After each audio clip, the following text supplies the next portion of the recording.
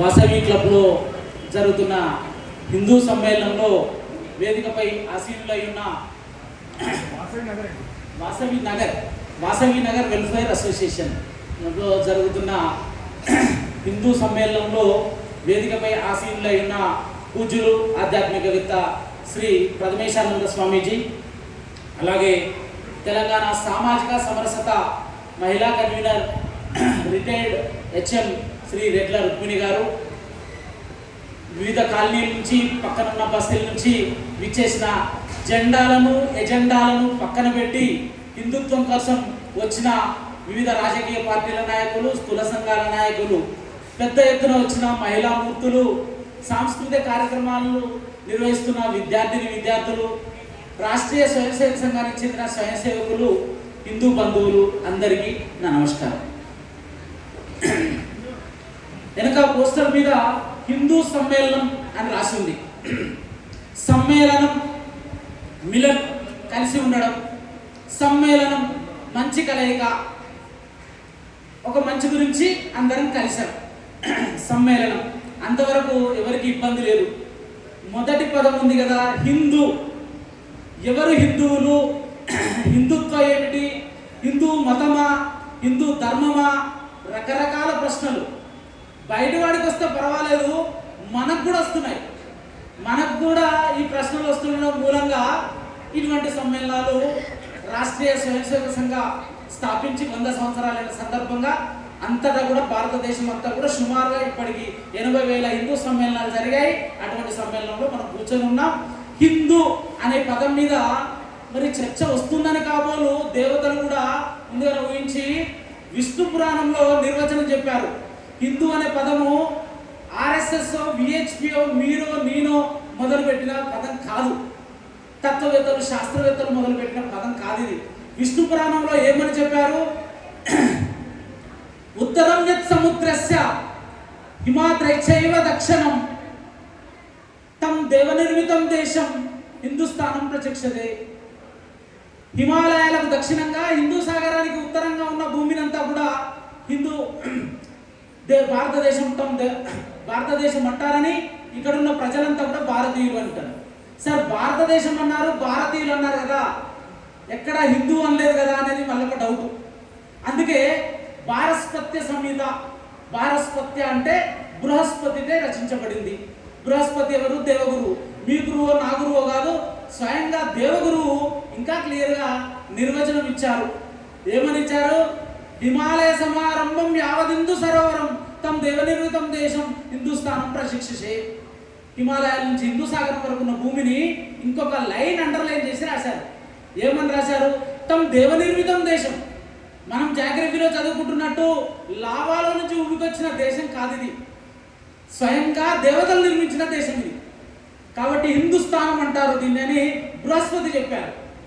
మరి ఇంత క్లియర్గా బృహస్పతి కూడా చెప్పాక డౌట్ ఎందుకండి? డౌట్ సనాతన ధర్మంలో లేదు. సనాతనంగా యుగ యుగాలుగా వస్తున్న హిందూ ధర్మంలో ఇటువంటి సందేహం ఏం లేదు. చాలా క్లియర్గా ఉన్నారు మన పెద్దలందరూ. డౌట్ అంతా కూడా విదేశీ దురాక్రమణలు భారతదేశం మీదకి ఎప్పుడైతే జరిగాయో అప్పటి నుంచి సందేహం మొదలైంది. ఈ భారతదేశం మీదకి ఎవరెవరు దండెత్తి వచ్చారు? ఒక్కరా, ఇద్దరా? గ్రీకులు, శకులు, హూనులు, కుషానులు, అరబ్బులు, తురుష్కులు, మంగోలులు, మొఘలాయులు, ఫ్రెంచ్ వాళ్ళు, డచ్ వాళ్ళు, పోర్చుగీస్ వాళ్ళు, బ్రిటిష్ వాళ్ళు, ప్రతి ఒక్క చిన్న చిన్న జాతి, ఈ ప్రపంచంలో ఉన్న ప్రతి చిన్న దాసి ఈ దేశం మీదకి దండెత్తి వచ్చింది. మిత్రులారా, ఇంత పెద్ద భారతదేశం, ఇంతమంది రాజులు, ఇంత పెద్ద జనాభా, చిన్న చిన్న జాతులు. నేను చిన్నప్పుడు చదువుకునేవాడు కూడా అనుకునేవాడిని, రవి అస్తమించని బ్రిటిష్ సామ్రాజ్యం అంటే బాబోయ్ ఎంత పెద్దగా ఉంటుందో అని. గ్రేట్ బ్రిటన్ ఎంత ఉంటుందో తెలుసా? మన కేరళ రాష్ట్రం అంత ఉంటుంది. అంత చిన్నది కూడా మనల్ని ఓడించడానికి కారణం వచ్చింది మనకందరికీ తెలుసు. ఆ తర్వాత ఇక్కడ వచ్చి ధన సంపదను దోచుకొని మన స్త్రీలను మానభంగాలను చేసి వెళ్ళిపోవడం కాకుండా ఇక్కడ తిష్ట వేశారు కొంతమంది. పంట అయిపోయిన తర్వాత పరిగె ఏరుకుంటామంటారు ఊర్లలో. పంట అయిపోయిన తర్వాత పరిగె, మిగిలిపోయిన జనం ఇక్కడ మిగిలిపోయారు. మిగిలిపోయిన వాళ్ళు 2 తరాలు 3 తరాలు గడిచిన తర్వాత మీరు వేరు మేము వేరు అని వాదన మొదలు పెట్టారు. మీరు వేరు మేము వేరు. సరే, ఇట్లా మీరు వేరు మేము వేరు అనే వాళ్ళు ఎవరెవరు ఉన్నారు? బౌద్ధులు ఉన్నారు, సిక్కులు ఉన్నారు, జైనులు ఉన్నారు, పార్సీలు ఉన్నారు. కానీ వారెవ్వరు మీరు వేరు మేము వేరు అనడం లేదు. వాళ్ళందరూ పాలల్లో పంచదార కలిసిపోయినట్టుగా కలిసిపోయారు. మనందరం సికింద్రాబాద్ లో ఉన్నాము, పక్కకే పార్సీ గుట్ట ఉంది. పార్సీ గుట్ట అంటే పార్సీలు నివసించే ప్రదేశం. మనం హిందువులలో చనిపోతే దహనమో ఖననమో చేస్తాము. వాళ్ళు పార్సీలలో చనిపోయినట్లయితే కనుక తీసుకుపోయి శవాన్ని గుట్టకేస్తారు. కాకులు గద్దలు పొడుచుకొని తింటాయి, పంచభూతాలలో కలిసిపోతారు. అది వారి సాంప్రదాయం. వారి సాంప్రదాయం ఎలా ఉన్నా, ఎట్లా ఉన్నా, బుద్ధులు ఎట్లా ఉన్నా, సిక్కులు ఎట్లా ఉన్నా, జైనులు ఎట్లా ఉన్నా, మనలో పాలలో పంచదార కలిసినట్టు కలిసిపోయారు. కానీ వ్యతిరేకిస్తున్న కొన్ని సమూహాలు ఉన్నాయి. 3M, ముగ్గురు ఎం గుర్తుంచుకోవాలి మనందరం జాగ్రత్తగా హిందూ చైతన్యం జరగాలంటే. మొదటి ఎం ముస్లింలు. ముస్లింలు ఏమంటున్నారు? ఇక్కడికి వచ్చారు, అరబ్బులు, తురుష్కులు, మొగలాయులు అందరూ పాలించారు. వెళ్ళిపోతూ ఇక్కడ మిగిలిపోయి ఇప్పుడు ఏమంటున్నారు? నిజాం పోయాడు, అందరు పోయారు, ఇంకా నయా నిజాం వాళ్ళ దారుస్సలాంలో కూర్చొని ఏమంటున్నాడు మిత్రులారా? డైపర్ వేసుకునే అక్బరుద్దీన్ ఓవైసీ 15 నిమిషాల సమయం ఇవ్వండి, హిందువులు అనే వాళ్ళని భూమి మీద లేకుండా చేస్తా అంటాడు. డైపర్ బాబా, డైపర్ ఎవరికేస్తారు? ఎవరికైతే స్పృహ లేదో, ఎవరికైతే మలమూత్రాల విసర్జన సోయి లేదో వాళ్ళ డైపర్ వేసుకుంటారు. దారుస్సలాంలో కూర్చొని డైపర్ డాన్ డైలాగ్ లో చెప్పడం కాదు. హిందూ సంస్కృతి బాబిలోనియా సంస్కృతి కాదు, రొమేనియా సంస్కృతి కాదు, ఈజిప్ట్ సంస్కృతి కాదు. ఇది నా హిందూ సంస్కృతి. రెండవ ఎం మిషనరీలు. బ్రిటిష్ వాళ్ళు ఈస్ట్ ఇండియా కంపెనీ పేరుతోటి వ్యాపారం చేయడానికి వచ్చి మెల్లగా పాలించి మనల్ని పరాధీనంలోకి నెట్టి వెళ్ళిపోతూ మిషనరీలు అనే పేరుతోటి ఇక్కడ మిషనరీలను పెట్టారు. ఏంటి వాళ్ళు? వైద్యం, విద్య. కాన్వెంట్ స్కూల్ తెరిచారు. మన ఆడపిల్లలు వెళ్తే బొట్టు పెట్టుకొనియరు, గాజులు వేసుకొనియరు. ఎవరిని బొట్టు పెట్టుకొనియము మన హిందూ సంస్కృతిలో తెలుసు మనందరికీ. అటువంటి పరిస్థితి. వైద్యం, హాస్పిటల్లోకి చేరుతారు, దీని పరిస్థితులు ఉంటారు. హెల్త్ బాగాలేనప్పుడు మనకు జ్వరం వచ్చినా మానసిక స్థితి చాలా దుర్బలంగా ఉంటుంది. అటువంటి వారి దగ్గరికి వెళ్ళి వాళ్ళ చేతిలో బైబిల్ పెట్టి ఏసే నీ దేవుడు అని తలుచుకోమని చెప్తారు. ఇంతేకాదు మిత్రులారా, ఇవాళ ఫండింగ్ చేసి పుస్తకాలు రాయిస్తున్నారు. చాలా పెద్ద వాళ్ళ వయసు వాళ్ళు, ప్రొఫెసర్లు అందరు ఇక్కడ ఉన్నారు నా ముందట. ఉస్మానియా యూనివర్సిటీలో కంచె ఐలే షెఫర్డ్ అని ఒక ప్రొఫెసర్ ఉన్నాడు. ఆయన ఏం రాస్తాడు? నేను హిందువుని ఎట్లయితా అని పుస్తకం రాస్తాడు. ఇక్కడ ఉన్న అక్కలు అడుగుతున్నారు, నువ్వు ప్రొఫెసర్ ఎట్లయినావు? నువ్వు హిందూ ఎట్లయితావు తెలియకుండా నువ్వు ప్రొఫెసర్ అయినావా? హిందూ ఎట్లయితావు తెలియదా? ముప్పాల రంగనాయకమ్మ అనే ఒక ఆమె ఆయన కంటే భర్తను వదిలేసి 10 ఏళ్ళు చిన్నవాడిని పెళ్లి చేసుకుని నేను మాట్లాడకూడదు అమ్మలు ఉన్నారు. కానీ ఆమె రామాయణ విషవృక్షం అని రాస్తుంది. విశ్వనాథ సత్యనారాయణ గారు రామాయణ కల్పవృక్షం రాస్తే ఈమె రామాయణ విషవృక్షం రాస్తుంది. ఇదంతా ఫండింగ్ క్రిస్టియన్ మిషనరీలు చేస్తున్నారు. ఈ పుస్తకాలను విరివిగా పంచి మన సంస్కృతి మీద దాడి చేస్తున్నారు. వీళ్ళ పట్ల కూడా మనం జాగ్రత్తగా ఉండాలి, మిషనరీస్. అయితే ఈ ఇద్దరు చాలా క్లియర్గా ఉన్నారు. ముస్లింలు, క్రిస్టియన్లు చాలా క్లియర్ ఉన్నారు. గీత గీసి కొట్లాడుతున్నారు. మనందరం కూడా అలర్ట్గా ఉన్నాం. వాడు ముస్లిం, వాడు క్రిస్టియన్ అనగానే చాలా కొద్దిగా అలర్ట్గా ఉంటాం. హిందువులు RSS వచ్చి చెప్పాల్సిన అవసరం ఏం లేదు. కానీ 3rd M ఉంది కదా, 3rd M పట్ల చాలా జాగ్రత్తగా వహించాలి. 3rd M Macaulay మానసపుత్రులు. ఇవాళ భారతదేశానికి స్వాతంత్రం రాగానే ప్రధానమంత్రి దగ్గరికి వెళ్ళి వినయంగా అడిగారు, మాకు విద్యాశాఖ మంత్రి ఇస్తే చాలండి. విద్యాశాఖ మంత్రి కదా, ఆర్థిక శాఖ మంత్రి, రక్షణ శాఖ మంత్రి అంటే కష్టం, కానీ విద్యాశాఖదే ఉంది అని ఇచ్చాడు పెద్ద ఆయన పాపం. గతం విద్యాశాఖ తీసుకుని చరిత్ర పుస్తకాలకి విషం నింపారు. మనందరం చరిత్ర చదువుకున్నాం. ఎవరి చరిత్ర చదువుకున్నాం? అక్బర్ చరిత్ర, బాబర్ చరిత్ర, హుమాయూన్ చరిత్ర, షాజహాన్ చరిత్ర, జహంగీర్ చరిత్ర, మొఘలాయిల చరిత్రను మనం చదువుకుంటాం. మన హిందూ వీరులు ఎవరైనా హిందూ వీరుల గురించి, ఈ రాముడు పుట్టిన భూమి, ఈ కృష్ణుడు పుట్టిన భూమి, హిందూ హృదయ సామ్రాట్ ఛత్రపతి శివాజీ గురించి ఎక్కడన్నా రాశారా? రసపుత్ర వీరుల శౌర్యానికి ప్రతీక రాణా ప్రతాప్ సింగ్ గురించి ఒక ముక్క రాశారా? ఆజాద్ హింద్ ఫౌండేషన్ అధ్యక్షుడు సుభాష్ చంద్రబోస్ గురించి ఎక్కడన్నా రాశారా? రాయరు. ఒకవేళ ఎక్కడన్నా ఆర్టికల్లోనో ఇంకెక్కడన్నా రాయాల్సి వస్తే హిందూ హృదయ సామ్రాట్ గురించి ఏమని రాస్తారు? కొండలక పహాడిక చూహా. సుభాష్ చంద్రబోస్ గురించి రాయాల్సి వస్తే ఏమని రాస్తారు? బూట్లు నాకే కుక్క, జూతా చాటే కుత్త అని రాస్తారు. ఇది ఇవాళ సంస్కృతి. అట్లా మిగిలిపోయి ఇవాళ ఎక్కడి దాకా వచ్చారు ఈ మెకాలే మానసపుత్రులు, మావోవాదులు ఎక్కడి దాకా వచ్చారంటే జేఎన్యు, హైదరాబాద్ సెంట్రల్ యూనివర్సిటీ లాంటి యూనివర్సిటీలలో తిష్ట వేసి ఏమని నినాదాలు ఇస్తున్నారు? భారత్ తేరే టుకుడే హోంగే, భారత్ తేరే టుకుడే హోంగే, భారత్ కి బర్బాదీ తక్ జంగ్ రహేగి. అంటే భారతదేశమా నిన్ను ముక్కలు చేస్తాం, భారతదేశం వినాశం అయ్యేంత వరకు మా యుద్ధం కొనసాగుతుంది. ఎవడురా ఈ దేశంలో కార్మికులు, కర్షకులు, ఆటో వాళ్ళు కట్టిన పన్నుతో చదువుకొని జేఎన్యూలో, హైదరాబాద్ సెంట్రల్ యూనివర్సిటీలో కూర్చొని ప్రభుత్వ ఫండింగ్ తోటి పిహెచ్డీలు చేసుకుంటూ నువ్వు ఇచ్చే నినాదాలు ఇదా? నీకు చదువు నేర్పింది ఇదా? ఇంకా ఏమంటారు? అఫ్జల్ హమ్ శర్మిందా హై, తేరే కాతిల్ అబ్ తక్ జిందా హై. అఫ్జల్ మీరు సిగ్గుపడుతున్నాము, నిన్ను చంపిన వాళ్ళు ఇంకా బతికే ఉన్నారు. ఇది వాళ్ళు ఇస్తున్నది. వీళ్ళ పట్ల మనం చాలా జాగ్రత్తగా ఉండాలి. ఎందుకంటే వాళ్ళు మన అపార్ట్మెంట్లోనే, మన విల్లాలోనే, మన పక్కింట్లోనే ప్రొఫెసర్ల రూపంలో, జర్నలిస్టుల రూపంలో, యాక్టర్ల రూపంలో, డాక్టర్ల రూపంలో ఉంటున్నారు. ముస్లింలు, హిందువులు గీత అవతల ఉంటున్నారు, వీళ్ళు గీత దాటి మనలోనే ఉంటున్నారు. కాబట్టి చాలా అప్రమత్తంగా ఉండాల్సిన అవసరం ఉంది. 100 సంవత్సరాల క్రితం ఒక డాక్టర్ గారు ఒక మందు కనిపెట్టారు. ఇటువంటి రుగ్మతలన్నిటికీ మనలో ఐక్యత లేకపోవడం కారణమని ఒక డాక్టర్ గారు ఒక మందు కనిపెట్టారు. ఆ డాక్టర్ గారి పేరు కానీ మందు కానీ ఎవరైనా చెప్పగలుగుతారా? అన్న డాక్టర్ హెడ్గేవార్. మందు గారు రాష్ట్రీయ స్వయం సేవక సంఘ్. ఇటువంటి రుగ్మతలు వస్తాయనే 100 సంవత్సరాల క్రితం డాక్టర్ కేశవ్ బలీరామ్ పంత్ హెడ్గేవార్ గారు రాష్ట్రీయ స్వయం సేవక సంఘాన్ని స్థాపించారు. వారు మన తెలుగువారు కావడం, వారి పూర్వీకులు తెలుగువారు కావడం మనందరం కూడా గర్వించదగ్గ విషయం. మనందరికీ తెలుసు, ఇందూరు జిల్లా నిజామాబాద్ దగ్గర కందకుర్తి, గోదావరి, మంజీరా, హరిద్రా నదుల త్రివేణి సంగమైన కందకుర్తి గ్రామం దగ్గర నరసింహశాస్త్రి అనే ఒక కుటుంబం నివసిస్తుండేది. నిజాం పరిపాలన, యజ్ఞ యాగాదులు లేవు, పూజలు క్రతువులు లేవు, పొట్ట పోసుకోవడానికి లేక, తిండికి లేక పొట్ట చేత పట్టుకొని నాగపూర్ తరలి వెళ్ళారు. వారి వంశంలో పుట్టిన వాళ్ళే కేశవ్ బలీరామ్ పంత్ కుమారుడే డాక్టర్ కేశవ్ బలీరామ్ పంత్ హెడ్గేవార్ ఆర్ఎస్ఎస్ స్థాపించారు. 11 సంవత్సరాల వయసులోనే, ఇవాళ మనకు ఎట్లయితే కరోనా వచ్చిందో 11 సంవత్సరాల వయసులో ఆ రోజులలో పూణే, నాగపూర్లలో ప్లేగ్ మహమ్మారి వచ్చి ఒకే రోజు తల్లిని, తండ్రిని, ఇద్దరిని కోల్పోయారు డాక్టర్జీ. అయినా మొక్కవని ధైర్యంతో, ఆయనలో ఉన్న చురుకుతనాన్ని గమనించిన ఇటువంటి పెద్దలు తీసుకెళ్లి ఆయన హాస్టల్లో జన్మించారు. అక్కడ అదృష్టం కొద్దీ బాలగంగాధర్ తిలక్ గారిని కలుసుకునే అవకాశం వచ్చింది. వందే మాతరం ఉద్యమంతో స్ఫూర్తి పొందిన కలకత్తా వాళ్ళు అనుశీలన సమితి చేస్తే వీరికి స్వయంగా డాక్టర్ సీట్ వచ్చింది.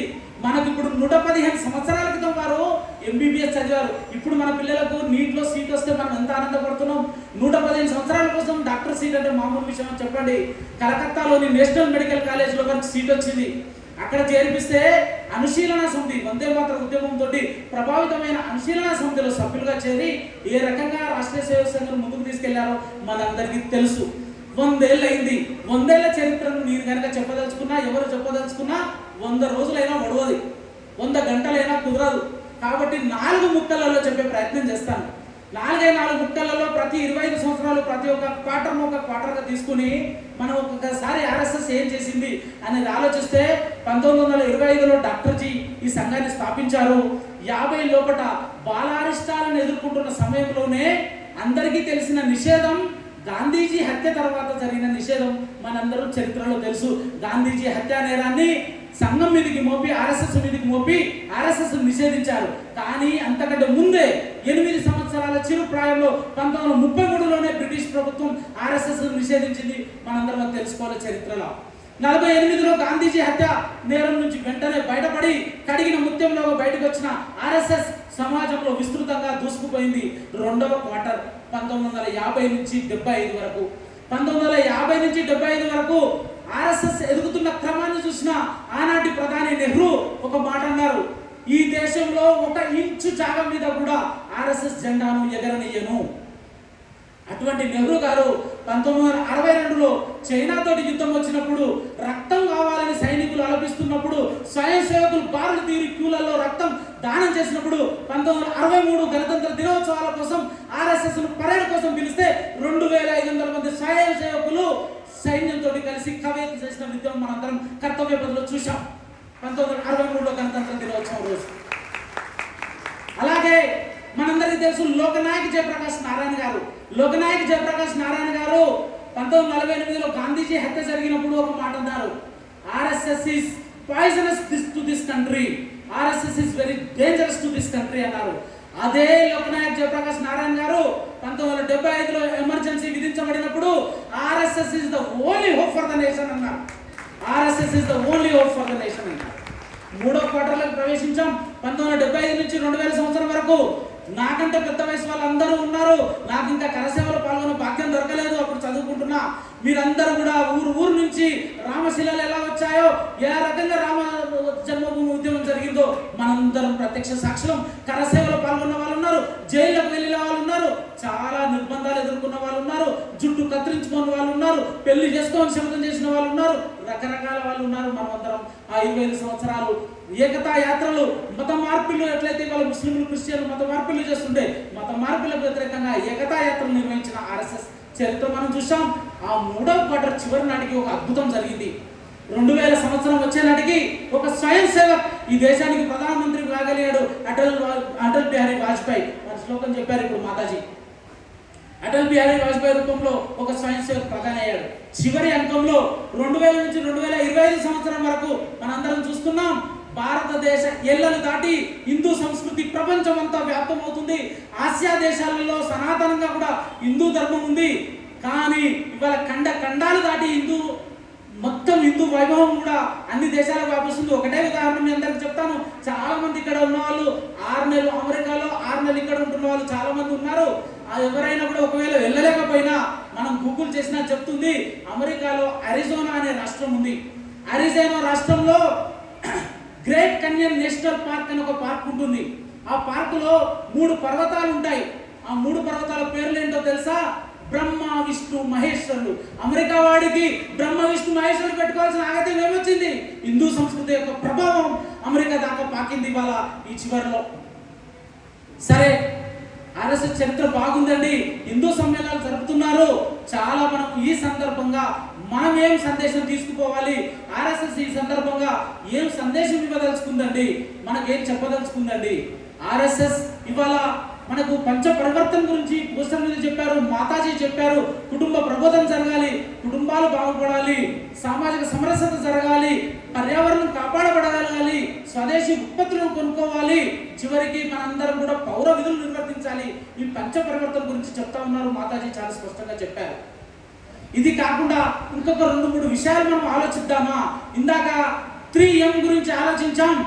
4th M, ఈ శత్రువు మన అంతర్గత శత్రువు. ఇది మీ జేబులో, నా జేబులో, మీ పర్సులలో అందరి దగ్గర ఉంది. దీని గురించి కూడా మనం ఆలోచించాలి. ఇంత చిన్న విషయం గురించి, ఇంత పెద్ద వేదిక గురించి ఆలోచించడం ఏంటండి? ఇది చిన్న విషయం కాదు. ఇది చాలా మన కుటుంబాలను కదిలించి వేస్తున్నది. ఒక చిన్న ఉదాహరణ మీ ముందు పెట్టే ప్రయత్నం చేస్తాను. మొబైల్ ఎటువంటి చేస్తుందో మీ అందరికీ తెలుసు. తల పండిన వాళ్ళు ఉన్నారు, 1 గంట లెక్చర్ ఇవ్వగలిగిన వాళ్ళు ఇక్కడ ఉన్నారు, 300 మంది ఇవ్వగలుగుతారు. ఒక 2 నెలల క్రితం ఫోన్ వచ్చింది అర్ధరాత్రి పూట నాకు. ఏమని? నాకు చాలా దగ్గర మిత్రుడు చనిపోయాడు. అర్ధరాత్రి పూట 12:30 ఫోన్ వస్తే మనకు తెలుసు చాలా ప్రమాదమైన ఫోన్లు వస్తాయి. చాలా దగ్గర ప్రాణ స్నేహితుడు చనిపోయాడు. 12:30 ఫోన్ వచ్చింది. ఆ టైంలో పోలేము. తెల్లారి మనసు కాదు, ప్రాణ స్నేహితుడు వెళ్ళేసి వస్తున్నారు. భార్యాభర్తలు ముందు సీట్లలో ఉన్నారు, కొడుకు కూతురు వెనక సీట్లలో ఉన్నారు. యాక్సిడెంట్లో భార్యాభర్తలు ఇద్దరు చనిపోయారు, కూతురు కోమాలకు పోయింది, కొడుకు ఒకడే బతుకున్నాడు. ఇది సమాచారం. మనసు ఆగదు. సహజంగా విద్యారంగంలో స్కూల్ నడుపుతున్న వాడిగా, అరే చనిపోయిన వాళ్ళ గురించి అయితే మనం ఏం చేయలేము, బతుకున్న పిల్లోడు గురించి ఏం ఆలోచిస్తాము? ఇంటర్మీడియట్ చదువుతున్నాడు పిల్లోడు, ఏం ఆలోచిద్దామని ఆలోచించి వెళ్తూ ఒకటి ఆలోచన వచ్చింది. వాడిని గట్టిగా కౌగలించుకొని, అరే మీ నాన్నగారు బతుకుంటే ఏదేం చదివేవాడు, అమెరికాకి వెళ్ళేవాడివా, ఇంకోటి PhD చేసేవాడివా, ఏమేమి చదివేవాడో అది చదివించే బాధ్యత నాది నాన్న అని వాడిని గట్టిగా కావలించుకొని చెప్దామని వెళ్ళాను. పొద్దున 10:30 అవుతుంది. 4-5 కూర్చున్నారు యువకులు, వాడి వయసు వాళ్ళే ఫోన్ చేస్తున్నారు. నా మైండ్కు, నా చిన్న మైండ్కు వాడు వీడియో గేమ్ ఆడుతున్నాడు అని తట్టలేదు. దుఃఖ సమాచారాన్ని, విషాద వార్తను బంధువులకు చేరవేస్తున్నాడేమో అనుకున్నా. వాడి దగ్గరికి వెళ్ళి నేను చెప్పాలనుకుని లేపితే వాడు ఈ టైంలో ఈ అంకులు ఎందుకు వచ్చిండు అన్నట్టు బాగా చూస్తున్నాడు. సరే అర్థమైంది విషయం, కానీ మాట్లాడుతున్నా ఎట్లా జరిగింది నాన్న, ఏం జరిగింది నాన్న అని. వాడిని ఈ లోపల వెనక నుంచి వచ్చి వాడు మిత్రుడు షర్ట్ పట్టి గుంజుతున్నాడు. ఏంటి అంటే ఎవరిని షూట్ చేయాలో ఫైర్ ఏంటంటే అది ఫ్రీ ఫైర్ గేమ్ ఆడుతున్నాడు. తల్లిదండ్రుల శవాలు మార్చిలో ఇంకా దహనం కాలేదు. అక్క పోయి హాస్పిటల్లో ఉంది కోమాలో, వీడు ఫ్రీ ఫైర్ ఆడుతున్నాడు. ఊర్లలో తాగుబోతులు ఉంటారు, తాగిన వాడున్నా ఇంకా అమ్మ నాన్న చనిపోయిందని ఇంకా ఎక్కువ ఏడుస్తాడు, మనకంటే ఎక్కువ ఏడుస్తాడు. వాడికంటే డేంజర్ ఈ మొబైల్ అని మీకు చెప్పదలుచుకున్నా, మీ అందరికీ తెలుసు కానీ ఒకసారి గుర్తు చేయదలుచుకుంటున్నా. ఈ మొబైల్ గురించి మరి ఏం చేద్దామండి? అందరూ ప్రాబ్లం చెప్పేవాళ్ళు చాలా మంది ఉన్నారు, చాలా మంది ఉపన్యాసాలు ఇస్తారు. ఏం చేద్దామండి అంటే ఒక చిన్న సలహా మనం అందరం ఆలోచిద్దాం. మొబైల్ పార్కింగ్ చేద్దామా? ఎట్లయితే మనం ఇంటికి రాగానే స్కూటర్ను కార్ను బయట పార్క్ చేసి ఇంట్లోకి వస్తామో, ఇంట్లోకి రాగానే మొబైల్ పక్కన పెట్టి అమ్మగారితోటో భార్యతోటో పిల్లలతోటో ఒక గంట సేపు ఒక అర్ధగంట సేపు మాట్లాడదామా? ఈ ప్రయత్నం అయితే పెద్దదే కాదు కదా. Mobile parking first solution. రెండవది మొబైల్ ఫాస్టింగ్. మన సోమవారం ఉపవాసం ఉండేవాళ్ళు ఉన్నారు, గురువారం ఉపవాసం ఉండేవాళ్ళు ఉన్నారు, శనివారం ఉపవాసం ఉండేవాళ్ళు ఉన్నారు. వారానికి ఒక రోజు ఫాస్టింగ్ చేద్దామా? కేసీఆర్ ఫోన్ చేయండి, రేవంత్ రెడ్డి ఫోన్ చేయండి, ఎవరు ఫోన్ చేసినా ఎత్తేది లేదు. మొబైల్ ఫాస్టింగ్లో ఉంటుందాం. నేను ఇది 14 సంవత్సరాలుగా ప్రాక్టీస్ చేస్తున్నా. నా మొబైల్ 2012 జూన్ 22 నుంచి మోగలేదండి, సైలెన్స్లో ఉంటుంది. మా నాన్నగారు ఇక్కడే ఉన్నారు, అడగొచ్చు. మా నాన్నగారికి అవసరం ఉన్నా తన కోడలకు ఫోన్ చేస్తారు. అంటే 14 సంవత్సరాలుగా సైలెంట్ మోడ్లో పెట్టాను. అవసరం ఉన్న ప్రతి అర్ధగంట తర్వాత ఈ స్పీచ్ అయిపోయిన తర్వాత ఒకసారి చూసుకుంటాం, ఎవరైనా ఉంటే రిప్లై ఇస్తాం. అంటే ఇది గొప్ప కోసం చెప్పడం లేదు, ప్రాక్టీస్ చేద్దామా? Mobile fasting. థర్డ్ది మొబైల్ అడిక్షన్ వదిలేద్దాం. మొబైల్ టెక్నాలజీ వాడాలి. ఆర్ఎస్ఎస్ ఎక్కడ కూడా టెక్నాలజీకి వ్యతిరేకం కాదు. గూగుల్ తల్లిని వాడాలి, చాట్ జీపీటీ వాడాలి, జెమినీ వాడాలి, ఆర్టిఫిషియల్ ఇంటెలిజెన్స్ మీద పట్టు సాధించాలి. కానీ అది మనకు బానిస, మనం దానికి బానిస కావద్దని మీ అందరితో విజ్ఞప్తి చేస్తున్నాం.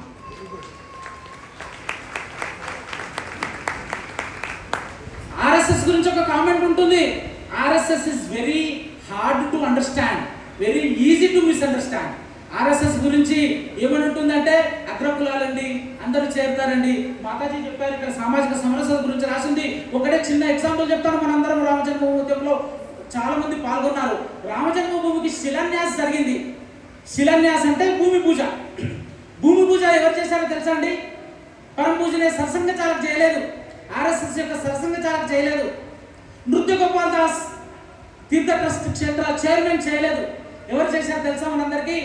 కామేశ్వర్ చౌపాల్ అనే ఒక దళిత యువకునితో చేయించారు. రామజన్మభూమి యొక్క భూమి పూజ ఒక దళితుడు చేశాడు. ఇది నా హిందూ సమాజం. అలాగే మనం ఇంకొక చివరి విజ్ఞప్తి చేసి స్వామీజీ మాట్లాడాల్సింది, అనుగ్రహ భాషను ఇవ్వాల్సింది. నేను ఎక్కువ సమయం తీసుకోకుండా ఒక చివరి అప్పీల్ చేస్తాను అందరికీ కూడా. ఈ శతాబ్ది సంవత్సరం సందర్భంగా మన భారతదేశంలో 1965-70లలో హరిత విప్లవం వచ్చింది. హరిత విప్లవం ఆహార సమృద్ధి కోసం ధాన్యం పండించాలి, విరివిగా పండించాలని ఎంఎస్ స్వామినాథన్ గారి ఆధ్వర్యంలో హరిత విప్లవం వచ్చింది, మనందరికీ గుర్తు. నెక్స్ట్ 1980-90 దశకాలలో వర్గీస్ కురియన్ గారి ఆధ్వర్యంలో శ్వేత విప్లవం వచ్చింది. పాల సమృద్ధి కోసం ఈ దేశంలో శ్వేత విప్లవం వచ్చింది. భారతదేశ త్రివర్ణ పథకంలో ఎన్ని రంగులు ఉన్నాయండి? హరిత విప్లవం అయిపోయింది, శ్వేత విప్లవం అయిపోయింది. ఇంకేం విప్లవం మిగిలింది? ఏదండి? కాషాయ విప్లవం మిగిలింది. కాషాయ విప్లవం రావాల్సింది ఈ దేశంలో. కాషాయ విప్లవం అంటే ఒక పార్టీ అధికారంలోకి రావడం కాదు, ఇంకో పార్టీ దిగిపోవడం కాదు, ఒక పార్టీకి ఓటేయమని చెప్పడం కోసం కాదు. కాషాయం అంటే మాతాజీ చెప్పారు ఇందాక, కాషాయం అంటే త్యాగానికి చిహ్నం. కాషాయం హిందువులందరం ధరించే వస్త్రం, కాషాయం స్వామీజీ ధరించిన వస్త్రం. కాషాయ విప్లవం అంటే హిందువులందరం ఇక్కడ రాష్ట్రం గడప లోపల కులం, గడప దాటితే హిందువులం. ఒకరికొకరు సహకరించుకోవడం ద్వారా, మీరు బాగున్న చోట నాకు, నేను బాగున్న చోట మీకు, మనందరం సహకరించుకోవడం ద్వారా భరతమాతను విశ్వగురువుగా చేసి ఏదైతే ఆర్ఎస్ఎస్ రాష్ట్రీయ స్వయంసేవక్ సంఘ్ ఏ ఉద్దేశంతో స్థాపించబడిందో 100 సంవత్సరాల తర్వాత డాక్టర్ జీ ఏమన్నారంటే ఇది ఎల్లపాటికి ఆర్ఎస్ఎస్ ఇలాగే కొనసాగాలని కోరుకోలేదు సంఘ పెద్దలు. ఆర్ఎస్ఎస్ పెద్దలు ఏం చెప్తారంటే సంఘ్ సమాజ్ బనేగా. సంఘం ఇవాళ ఏదైతే ఆలోచిస్తుందో సమాజం అంతా కూడా అదే ఆలోచించిన రోజు ఇంకా సంఘం అంటూ సమాజం అంటూ వేరు వేరు ఉండవు. అంతా కలిసిపోతుంది. ఆ రోజు రావాలని భరతమాత విశ్వగురువుగా కావాలని కింద కొటేషన్ రాశారు. పరమ వైభవ సిద్ధి కొరకై దీక్ష గురించి కొనసాగుదాం. ఆ రకంగా మనం అందరం ప్రయత్నం చేస్తారని తలుచుకుంటూ మీ అందరికీ దగ్గర సెలవు తీసుకుంటున్నాం. జై హింద్.